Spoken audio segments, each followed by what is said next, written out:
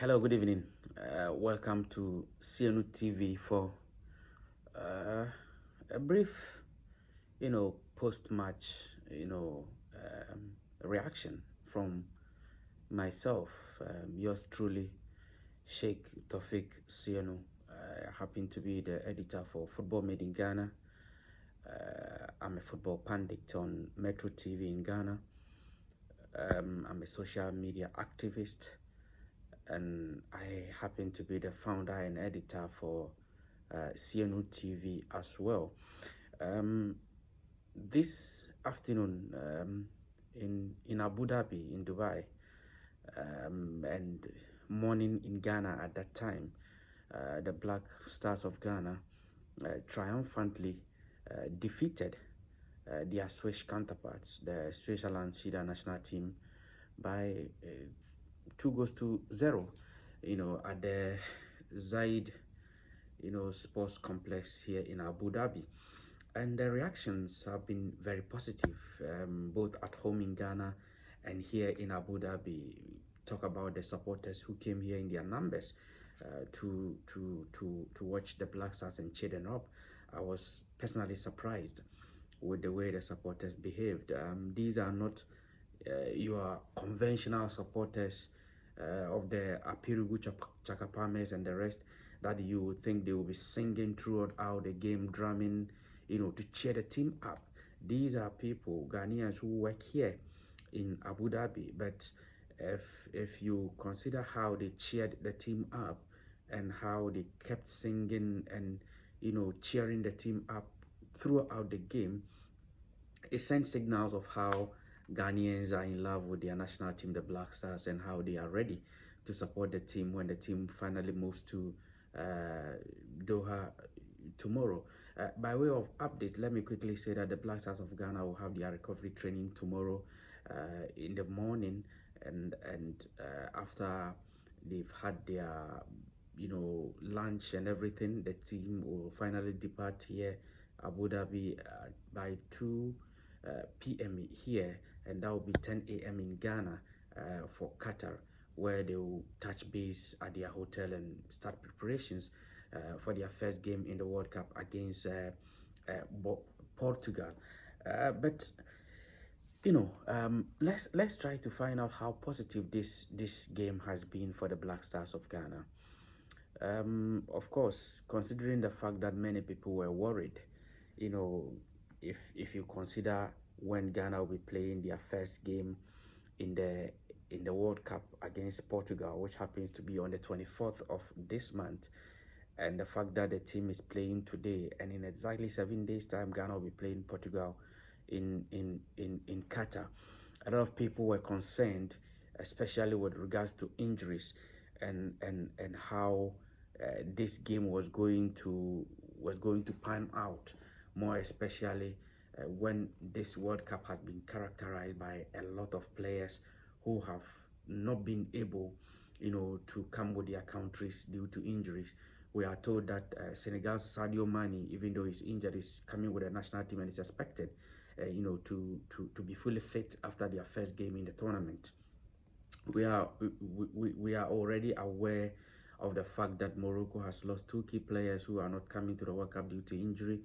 Germany have missed out on Timo Werner, who also picked injury ahead of the World Cup. A lot of countries have suffered same. Portugal have suffered, Uruguay and a host of other countries.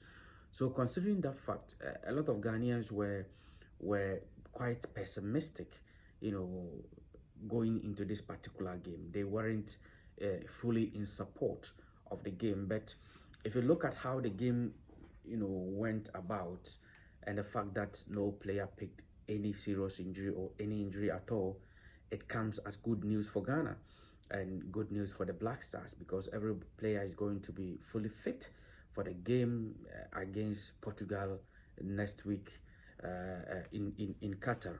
So first of all, if we are to look at some of the lessons that Ghana will pick from this particular game and how this game is going to really help the Black Stars in the World Cup, what the first thing that we probably may look at is how this particular game has been a very wonderful, game. It's been a very good test for the Black Stars. First of all, you look at players like Tariq Lamptey, who was given the opportunity to start, another game after the game against Nicaragua. He's had an opportunity again to start a game for the Black Stars, and his place was taken by Ali Lusedu, who came on in the second half to also play his part. Very impressive on his side as well. It gives confidence that at least for that particular position, which is the right back position, Ghana has players there who we can count on any day, anytime, anywhere, anyhow, any opponent. Tariq Lamptey can play, Dennis Odoy, the professor, can play, and Ali Dusedu can also play. Let me even go back a little and look at Lawrence Atizigi in a game that he kept a clean sheet. Again, in a game that, he organized his defense well and played very well.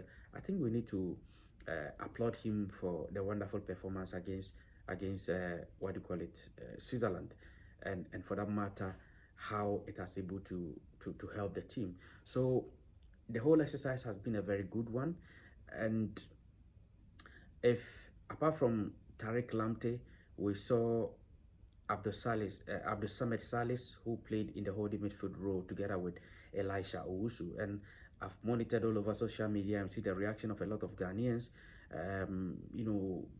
praising these two midfielders for the wonderful job done. And I honestly feel that they did extremely very well, and that, is a very positive thing for the national team. At least we've seen Summit play. At least we've seen Summit play alongside Elisha Owusu, who I think also had the opportunity to start the game for Ghana. We did not see the conventional Thomas Partey, we did not see the conventional Kudus Mohammed, we did not see the conventional Kofi Tre starting the game for Ghana, but we had these players starting, also giving an assurance that, look, even in the absence of those who may think are first choice options for the coach, the other players can even sit in very well and play better. So it gives some level of assurance and some level of morale boosting going into the game. Again, we say this exercise is a very good test because it has also boosted the morale of the players, and not only the players, Ghanaians in general.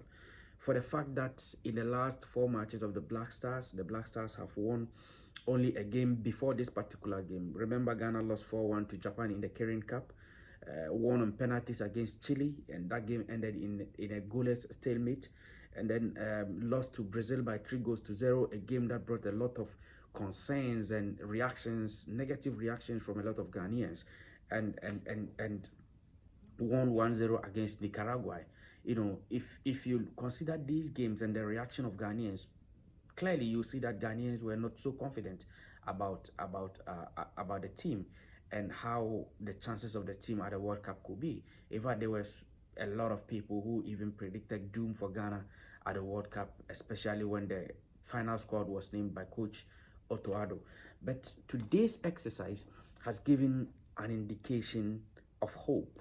It's given an indication of confidence, considering the fact that Ghana has been able to stand the test against Switzerland, a side that is not mean in Europe, playing the likes of Ian Sommer, one of the best goalkeepers in the German Bundesliga, Manuel Akanji, another very good centre-back for Borussia Dortmund, who has currently moved to Manchester City. You look at Xherdan Shaqiri, you look at Granit Xhaka, you look at Brian Mbolo. All these are top-class players, and you and I, know their quality. But considering how Ghana played against them, very compact, very aggressive, kept the back very strong, and was able to beat Switzerland by 2-0, especially in the second half, it gives some level of hope, some level of confidence that, look, this team will come good if given the needed support and given the needed morale boosting, and it's one thing that we've seen here this afternoon. If you look at the fact that after the first half, where the coaches played with Tariq Lamptey, Baba Rahman, Salis Mohammed and Daniel Amate at the center, in defense, played Jordan Ayew, Afriye Banye. Then on the lines, played in the middle Elisha Owusu and Abdul Samad Salis, and then had Inaki Williams and Andrea Ayew leading the attack. If you look at the substitutions the coach made, it gives more than assurance or more than hope that even the bench when they come on will look better than those that we will start with. So it gives an idea that we are having a team that looks to be an all-round team. I am not being overtaken by this victory, even though the victory is not mean, but I think I've seen something positive in what the coaches are doing. And I think that with the right support, with the right encouragement, with the right spiritual prayers and backing, this team can do better at the World Cup. Yes, we are in a group with Portugal. Yes, we are in a group with Uruguay. Yes, we are in a group with South Korea. But if you consider the fact that the players who play today are mostly players who play with all these countries in Europe, in terms of the stars that they are parading. You talk about Tariq Lamptey, he plays in the English Premier League, he plays day in, day out, or week in, week out with Cristiano Ronaldo, who plays for Manchester United. You talk about Lawrence Artizigi, and then you mention the players who play in the Swiss League. You talk about Daniel Amate, you mention all the Portuguese players who play for the Darwin Nunez's and the rest, who play for these Portuguese and the Uruguayan sides, and they all play with our players. Mohamed Salih's playing in the English Premier League. So we have the men. The only thing left is to give them that confidence. Let them believe. We need to give them that support, and then they believe that, look, man, when you go out there, you can make Ghana proud. If we are able to give the players this particular support, if you are able to give these players the encouragement and try to shift away a little from the negative comments that we give usually when the players play, I think that we can go far in the tournament. Of course, every country is coming into this particular tournament very strongly. But if you consider the fact that most of the countries that are coming are also suffering the same challenges that Ghana is suffering, then of course I think it looks positive. Yes, we lost Baba Rahman to injury, Baba Idrisu to injury. We lost Richard Ofori, we lost Jojo Wallacott, all to injuries. All the other countries also suffered something similar. And so I think that if we are able to give them that confidence, it will really yield positive results. My final thing that I will say is that this game, I see this game to be a game a game that has restored confidence in a lot of Ghanaians. I have monitored social media, Facebook, Twitter, Instagram. I've monitored a lot of reactions all over on a lot of WhatsApp platforms, and the comments are very positive, and this is what we need to see. Of course, Ghana is not going to beat every country at the World Cup. Yes, to win the World Cup, you have to beat everybody. But let us not forget that in 2010, Spain won the World Cup but they lost their first game. They lost their first game to what do you call it? They lost their first game to they lost their first game in the World Cup. So yes, you may lose your first game, you may not win your first game, but it is a clear indication of the fact that you are not going to beat everybody. Of course, if you're able to beat everybody, it's okay. It's a morale boosting. But from the way the team has started, from the way they have played, I think that if we give them the right encouragement, they will be able to do it. For the game that they have played today, if you look at how they played in the first half, how they composed themselves in the game, how they created chances in the game, how they defended well in the game, and you look at how they came out in their numbers again to, in the second half, there is something that I saw tactically. Switzerland, after the first half, switched to a 3-4-3 system in the second half. So they had only 3 men at the back, doubled the men up front. So they tried to put a lot of pressure on Ghana and kept, asking a lot of questions at our defense. But when the Ghanaian coaches also decided to make some swift changes, bringing out Jordan, Afriye Banye, Inaki Williams, and bringing on Kamaldeen Suleiman, Kamal Sowa, and then Antoine Semenyo, we saw that quickly the Swiss realized that these are fresh legs, fresh energy, very smart and sharp on the flanks, and for that matter, they had to recoil again. And by the time they realized that they had to recoil, Ghana had already put in a ball at the back of the net. So I think that we need to remain positive. We need to keep encouraging the team. And from what we have seen this afternoon here in Abu Dhabi, Doha, I think it's been a huge morale boosting. It's been a very good exercise, and it has restored a lot of confidence in Ghanaians. And I believe that going to the World Cup, Ghana will be able to lift the flag of Ghana high. Let's support the Black Stars. It is our Black Stars. It is our national team. And I picked this from a lot of the fans who came here today. Most who don't even stay in Ghana and are working here are saying that, look, that is the only national team that we have. We don't have any football national team senior side anywhere. So we have to give them the support. We have to give them the encouragement. We have to support them from all angles that we can so that the team will go, verify in the tournament and make Ghana proud. Thank you very much for sticking and staying with us. I believe that, while the tournament goes on, we will keep on updating you and giving you a lot of information with regards to how the team is preparing here. Just like I said earlier, the team will do their recovery exercise tomorrow, and after tomorrow, after the recovery exercise, the team is set to depart Abu Dhabi at 2 p.m. here in Abu Dhabi, which is 10 a.m. in Ghana, for their base in Qatar, where they will start preparations for their game against Portugal on the 24th of November this year. Thank you very much. Stick and stay with us.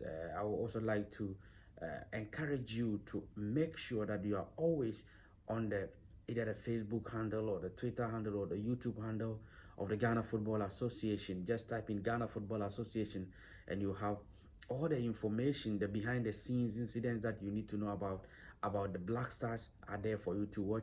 And also just pick your phone, either the App Store or the Play Store, just download the Ghana Football app. Ghana Football app. You get the app there and you watch most of the exclusive interviews that is going on here in Qatar and in Doha, on that particular app too, and enjoy yourself. Thank you very much. Stick and stay with us. We'll bring you more as the tournament is set to start in a few days' time.